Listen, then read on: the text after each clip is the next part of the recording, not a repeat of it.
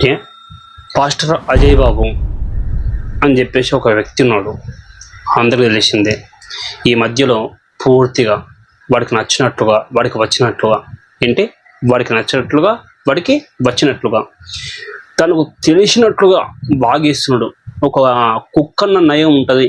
సాధారణంగా నేను చాలా సౌమ్యుణ్ణి, అందరికీ తెలిసిందే. ఎవరిని విమర్శించేటప్పుడు కానీ, ఏ దాని గురించి చెప్పేటప్పుడు కానీ, ఎప్పుడు కానీ నేను చాలా సామరస్యంగా మాట్లాడడం అనేది నాకు చాలా సర్వసాధారణం. మన వీడియోలు చూస్తే అందరికీ తెలిసిందే. కానీ రాముడి గురించి, కృష్ణుడి గురించి, భారతీయ సంస్కృతి గురించి, దేవతల గురించి, హిందూ ధర్మం గురించి ఇలా చెప్పుకుంటూ పోతే ప్రతి దానిపైన తనకు నచ్చినట్లు వాగిస్తున్నాడు.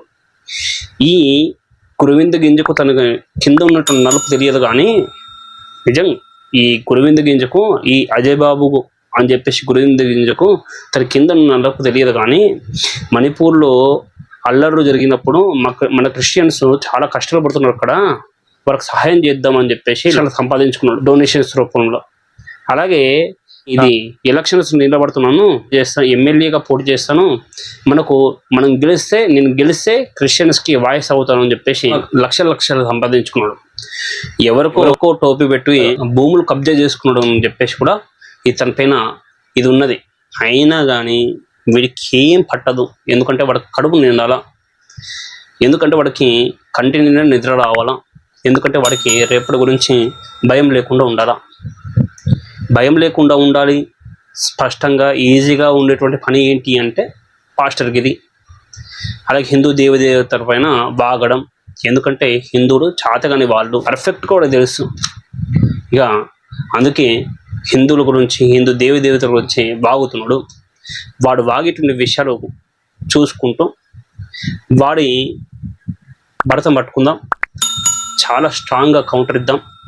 అలాగే ఇందులో బూతులు ఉండవు కానీ ఖచ్చితమైన వేడిగా హాట్గా చాలా అద్భుతమైన కౌంటర్లు ఉంటాయి.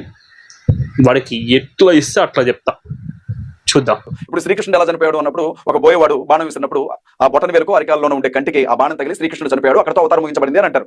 ఆ వ్యక్తిగా అతను భూమి మీద ఒక వ్యక్తి మనిషిగా పుట్టిన తర్వాత ఆ మనిషి చనిపోయి అతను తిరిగి రాకుండా అలాగే సమాధి చేయబడితే తప్పనిసరిగా ఏమనంటారు అంటే జోహార్నే అంటారు. అప్పుడు అక్కడే కూర్చున్నాడు, చెట్టు కింద కూర్చుండి బోయేవాడికి ఇక్కడ కన్ను ఉన్నది, ఇక్కడ ఇయ్యి బాణం వేయ అని చెప్పేసి అన్నాడు. అప్పుడు అందుకే బోయేవాడికి ఆ కన్నుకు గురిపెట్టడి వేయడానికి అవకాశం వచ్చిందండి.